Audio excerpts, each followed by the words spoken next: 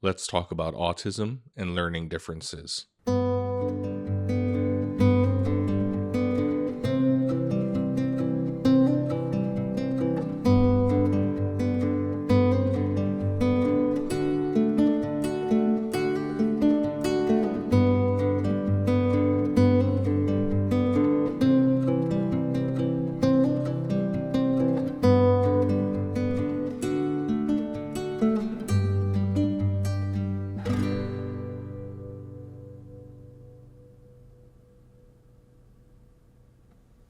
Hey folks, welcome to the Autistic Adoptee channel. As the channel name suggests, I am both autistic and I am an adoptee. In the previous episode, we talked about face blindness or prosopagnosia, which is a common comorbidity with autism. In this episode, I'd like to talk about learning differences, the learning differences that can also be common comorbidities for autistic folks.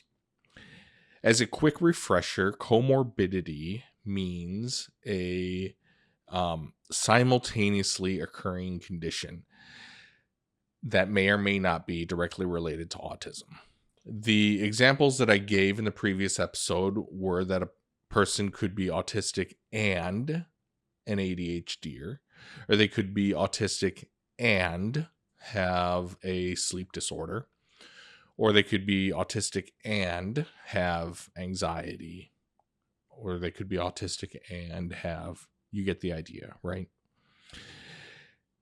And just to reiterate, comorbid conditions may or may not be directly related to autism. They may or may not interact directly with autism. But generally speaking, there is typically some sort of interplay between autism and what other comorbid condition one may or may not have. Okay, learning differences, learning disabilities, learning difficulties, learning challenges, learning struggles, whatever language you prefer to use, gets no judgment from me. Personally, I tend to say learning differences, but as I just did now, I will also say learning disabilities from time to time. I'll also say learning difficulties, but I tend to say learning differences the most. So whatever language resonates with you or just happens to pop out of your mouth in the moment gets zero judgment from me. Okay. Learning differences is less of a single comorbid condition and more of a category. And some of the other comorbidities like ADHD can be classified under this category and sometimes are, and rightfully so. But for our purposes here, for the purposes of this episode, when we say learning differences, we're looking specifically at dyslexia, dyscalculia, dysgraphia, and dyspraxia. Okay? Those four things are what we're specifically talking about. So let's start with dyslexia. Dyslexia is difficulty with reading and can manifest in a variety of ways. For instance, phonological dyslexia is difficulty breaking words into individual sounds while you're reading. You might see the word potato, but you might say potato or something else. You might be reading those phonemes, those individual phonemes, potato. You might be reading those individual phonemes differently than they're spelled in the context of that word. For instance, potato, T-A, can be pronounced ta, potato. But it is incorrect in the context of that particular word where T-A spells te, potato, as opposed to potato. So you might be reading it correctly. you might actually be reading the individual phonemes incorrectly within the context of that word, if that makes sense. Okay, next we have something called rapid automized naming dyslexia, which is a really fancy way of saying that you have trouble quickly identifying or quickly naming things. Even if you're properly identifying them, you're having trouble quickly naming them, even if they are familiar things to you. You're having trouble naming them in the moment, right? So you might see the letter A, but you might say a different letter name like B, even though you know what it is, right? You're just having trouble naming it quickly in the moment. You might see the color blue, something that's color blue, but you might say the word green. You're just having trouble, even if it is a familiar thing to you, you're having trouble naming it in the moment, if that makes sense. Next, we have something called double deficit dyslexia, which is simply a combination of the previous two. It is a combination of phonological dyslexia, where you are having trouble breaking a word into its individual sounds, and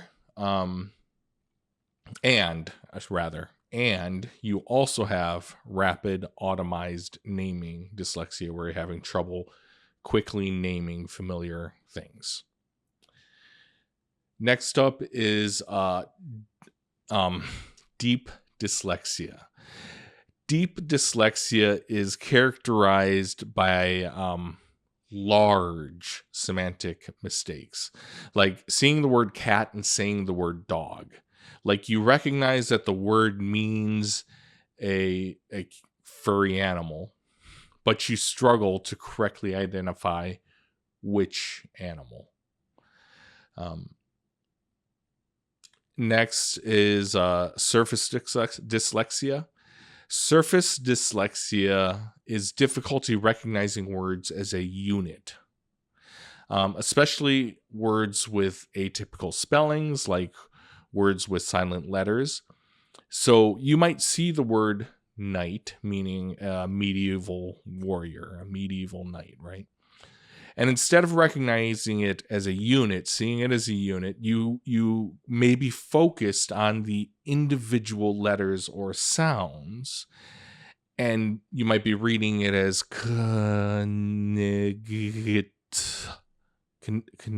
instead of recognizing it as a medieval armored warrior, and just saying the word knight because you recognize that word as being pronounced that way. Instead, you're focused on trying to understand the phonemes, if that makes sense. Last but not least is visual dyslexia. This is the form that I struggle with. And visual dyslexia is basically means you have visual issues with reading, like reversing letters, having trouble sequencing and tracking a single line of text. For me, it's like my brain is skipping around the page. I'll read words out of order. I'll read sentences I'll read this sentence and then I'll read this sentence, or I'll read this paragraph and then I'll read this paragraph. I'm doing things. My brain is just struggling to sequence the letters, the words, sentences, paragraphs on the page. I mean, I have trouble sequencing things in general, right?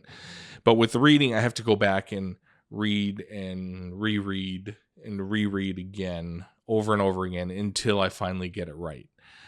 So I'm a slow reader is what it comes down to, but I love reading. I love literature. I actually have a literature degree. But it can be very slow going for me. And I just have trouble with sequencing in general, like getting the months in order. I struggle with that. And I actually do better if I do it in French. Like if you say what month comes after May, you'll see a pause, and because in my brain, or even maybe out loud or under my breath, I'm going janvier, février, mars, avril, mai, juin, juillet, mai, juin. June comes after May, and no, I actually don't speak French. I don't speak French at all. But that's my way of cheating the system so that I can get the months in order. I struggle to do it in English. I don't think I actually can't do it in English. All right. That's dyslexia and the different flavors of dyslexia. Dyscalculia is the mathematics cousin of dyslexia, and it also manifests in different ways. Starting with number sense dyscalculia. Number sense dyscalculia is difficulty understanding the concept of numbers, like not being able to grasp various quantities, or how numbers relate to each other, or like this number is greater than that number. 1/3 is actually bigger than 1/4, or grasping numbers at a very basic level. And this is, and while I am dyscalculic, this is not one of the flavors that I struggle with. Next we have, however, arithmetic dyscalculia, which is trouble with basic addition, subtraction, multiplication, and division, and this is one where I struggle. I actually understand very advanced math concepts. I read, such a dork. I read like physics textbooks for fun. And I understand the advanced math concepts, but I struggle with actually doing basic calculations. The next flavor of dyscalculia is procedural dyscalculia. And I also struggle a lot here. So procedural dyscalculia is trouble with the steps in solving a problem. I mentioned that I have a lot of trouble sequencing things, and this is very much related to that. I like, for instance, trying to remember the order of operations. Like, are you supposed to do multiplication first or division first? Or I'm pretty sure it's one of those two. Do you do parentheticals first? Do you do addition or subtraction? Which one of those? I mean, what order do you do mathematical operations in when you're looking at a math problem? I cannot give you that without looking it up. I have to look it up every time. And this holds true for other things, with not like with solving math problems. Like in long division, at some point you're supposed to carry the remainder, and I'll either skip that step, or I'll do it out of order, or I'll do it wrong. It's a whole thing for me. Procedural dyscalculia is a huge issue for me in terms of mathematics. Okay. Next we have spatial reasoning dyscalculia. Spatial reasoning dyscalculia is trouble with the visual aspects of math, like being able to read charts or graphs, or being able to understand geometric shapes. And this is a mixed bag for me. As I mentioned in a previous episode, I can actually visualize shapes and objects in my head very easily. I can create complex three-dimensional models of things in my head, and then in my head I can turn them this way or that to get a different perspective, to examine them from a different angle. I can zoom in super close on them. I can zoom out to get a big picture perspective. I can do all of this in my head very easily. I can never, however, remember which is the X or the Y or the Z axis. And therefore I struggle with some graphs or charts that aren't very, very clearly labeled. So it's a bit of a mixed bag. The last one is working memory dyscalculia. And this is trouble with retaining numbers or other information in your head while you are doing calculations. For instance, if you have like a 2-part calculation and the result from the first part of the calculation needs to be used in the second part of the calculation, I struggle to remember the result of the first part of the calculation in order to use it in the second. I have to write it down or something similar. I can't just remember it and do it in my head. And I struggle a lot with this. And my memory in general is pretty sketchy. But before, head trauma and other things, I've even before then, I've never been good at keeping numbers in my head, phone numbers, addresses, any type of information like that. I've had trouble being able to hold that in my head. So anyhow, that wraps up dyscalculia. Next up is dysgraphia. Dysgraphia is various difficulties with writing, and it has various flavors as well. There is dyslexic dysgraphia, which refers to significant difficulties with spelling and spontaneous writing. Copying text is often more easily done than having to come up with original writing. I don't have many struggles in this area. I do struggle to come up with what to write sometimes. Like I mentioned that one of my goals in life was to be a novelist, but then I tried to sit down and write a novel and I couldn't think of what happens next. I had trouble. So,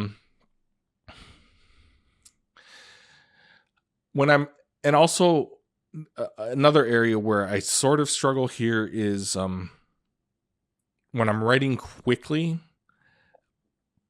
I will often reverse or jumble words or letters.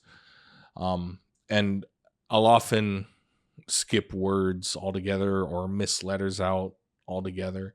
Recently, I had posted a video and then I had to take it down to fix it and repost it after a viewer pointed out that I'd spelled autism wrong. I had spelled it autism. I'd put an extra TI. I'd repeated TI. So AUTITISM is how I'd spelled it. My brain had just jumbled the letters, and I wrote autism on the title screen. So next is motor dysgraphia. The next flavor of dysgraphia is motor dysgraphia. And this is trouble with the fine motor skills involved with writing by hand. And it is characterized by slow writing and that's a hard word to say. Illegible. There we go. Illegible handwriting. I find this one very interesting because one of my special interests is lockpicking. I even run a lockpicking channel here on YouTube. And picking locks relies heavily on fine motor skills. And I am an incredible lock picker. I even hold a world record time for speed picking a particular type of lock. My handwriting, however, is atrocious. It looks like an elementary school child's handwriting. I can't write quickly at all, like trying to keep notes fast. I cannot write quickly at all. And the handwriting itself is just sloppy and very difficult to read. The fact that I write with my right hand, even though I am left-handed, might have something to do with this. But even when I write with my left hand, it's still incredibly sloppy and illegible. So I'm not sure, basically, is what I'm saying with regards to this one. And as a side note, I write with my right hand, even though I'm left-handed. I write right-handed because of the world's worst teacher in 3rd and 4th grade. I mean, she was an absolutely horrid human being. But that's a whole other story. The next flavor of dysgraphia is spatial dysgraphia. And this is difficulty with spatially ordering lettering while writing. So this is marked by uneven spacing between the letters. It's trouble staying within the lines as you're writing on lined paper, or writing in a straight line when you're writing on unlined paper, or aligning them with each other. And all of this is a struggle for me. Oh, and spatial dysgraphia can also be represented in difficulty drawing, being able to draw objects. And all of this is a struggle for me, like staying within the lines and consistently sizing letters. That feels like a very personal attack on me. And I can't draw worth a damn, in spite of a lifetime of desperately wishing that I could. So the next flavor of dysgraphia is phonological dysgraphia, and this is difficulty spelling words that don't follow typical sound to letter conventions. Like spelling the word telephony, spelling it with an F instead of a PH, spelling it TELEFONY, as opposed to the way it's correctly spelled, TELEPHONY.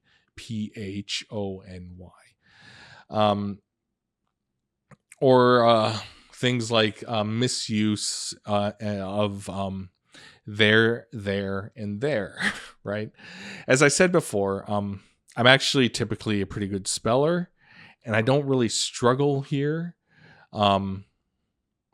But phonological dysgraphia is fairly common form of dysgraphia, where people end up spelling things phonetically rather than the way that they are technically correctly spelled.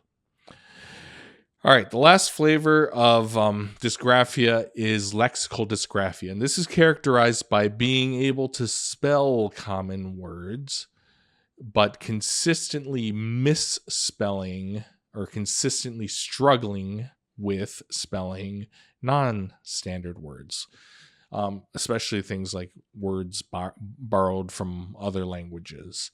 And I tend not to have an issue here. I think that this is very strongly related to phonological dysgraphia, that lexical dysgraphia and phonological dysgraphia are closely related. But I'm not an expert on this by any means. I'm just reporting information that I've that I've researched, and so don't take my word for it. Actually, no. Phonological dysgraphia is more related to spelling things phonetically, even common words being spelled phonetically. This is more about the words not being in your lexicon, not being in your dictionary in your brain, and not being able to spell them correctly, especially if they're uncommon, like foreign words, because English has a lot of borrowed words that it's borrowed from other languages. So I take back the idea that they're related. They're actually not related. They're two separate things. So anyhow, lexical dysgraphia kind of that wraps up the dysgraphia, the various flavors of dysgraphia. So last but not least is dyspraxia. Dyspraxia is also known as developmental coordination disorder, and it describes difficulties with motor control and coordination skills, physical skills. This is the only one of the four that I have no personal experience with, and I actually find it pretty difficult to relate to. But like the others that we've discussed, dyspraxia also comes in several flavors. Starting with motor dyspraxia. This is the most commonly diagnosed form of dyspraxia, and it refers to difficulties with physical coordination and control. It can manifest in difficulty learning and performing physical skills like sports or dance or riding a bicycle or anything that requires coordinating different body parts, even in common things like getting dressed, like putting on your socks and having to lift your foot and put the sock. And so even very common things like getting dressed can be affected by this. I have whatever the opposite of this is called. I'm a physical mimic, basically. If I see a physical action performed enough times, I can mimic the movement, assuming my body is, capable of it, physically strong enough and flexible enough, etc. I excelled at wrestling and gymnastics, martial arts, shooting, and pretty much everything that requires kinesthetic skill. I've always been a very good athlete. All right, the next flavor of dyspraxia is verbal dyspraxia. And verbal dyspraxia is difficulty coordinating and performing the movements of the mouth, tongue, and throat required for speech. And this can present as trouble with pronunciation or uneven timing and rhythm of speech. There's a rhythm to speech, and with verbal dyspraxia, that rhythm is sometimes thrown off, right?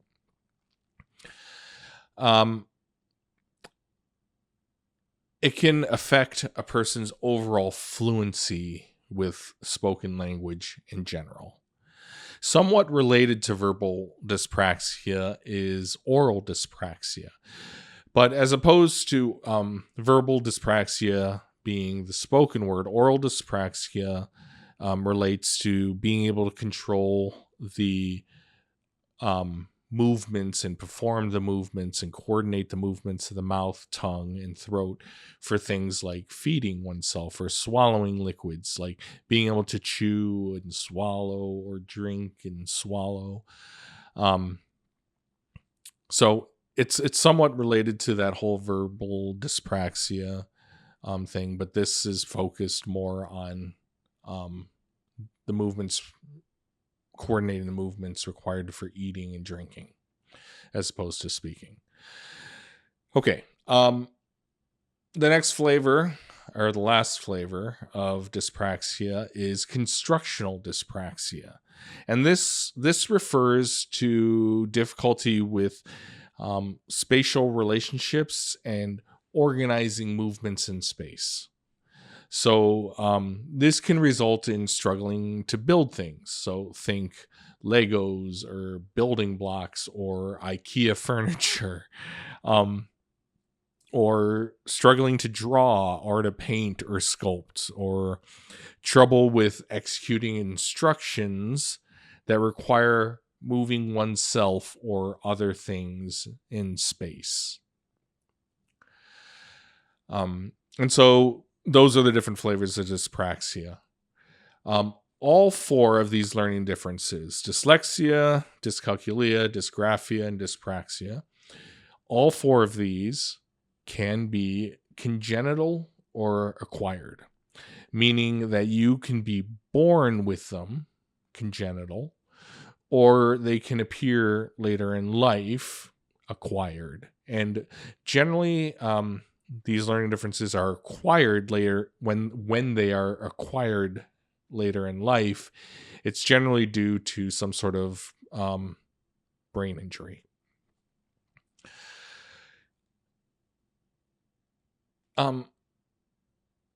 It's important to remember that struggling with one or more of these learning differences, as I do, I struggle with multiple of these learning disabilities. So struggling with them as I do in no way lessens who you are as a person. It says nothing about your intelligence, absolutely zero about your intelligence, and it says nothing about your ability to live a full and successful life.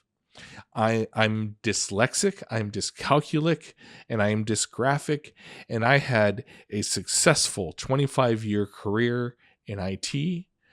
I'm a musician, and I love music theory, and I've learned music theory. I've even taught music theory to working musicians. I love literature and books, and I'm dyslexic. I was an excellent photographer. I'm happily married, coming up on 26 years. Having these learning differences, even struggling with multiple learning differences, in no way impacts your ability to live a happy, successful, fulfilled life. And it says zero. I have to reiterate this. It says zero about your overall intelligence. Learning differences have not stopped me. I've found ways to adapt to them, where I'm a slower learner in some regards. I'm also a deeper learner. And that extra time that I've spent learning it means that I end up with greater mastery than others of the subject matter. And where my brain just is simply not wired to do certain things, I rely on tools to do things that my brain isn't wired to do. Dyscalculia could have greatly affected my IT career, but I have tools that I use. Excel, even a basic calculator, Microsoft Project, spreadsheets. There are tools, to help. And I rely on those tools. And in the same way, like, I sometimes rely on other people. If there's a member of my team who's absolutely great at doing all the math necessary for whatever project we're working on, great. If he wants to take that on, fantastic. If this project coordinator that I'm working with, if she's a master at sequencing things, great. Let her take that on. I rely on other people to do the things that my brain isn't wired to do. So no matter how you struggle in one or more areas, you are gifted in others. And this is true of everyone. Everyone has their gifts. So what are your gifts? What are your learning struggles? How have you managed your learning struggles. I'm eager to hear from all of you in the comments down below. Hey folks, thanks for watching. If you liked the video, remember to drop a like and leave a comment or a question down below. If you're new here, subscribe and ring the notification bell for more content like this. Until the next video, keep living your best life and know that you deserve it.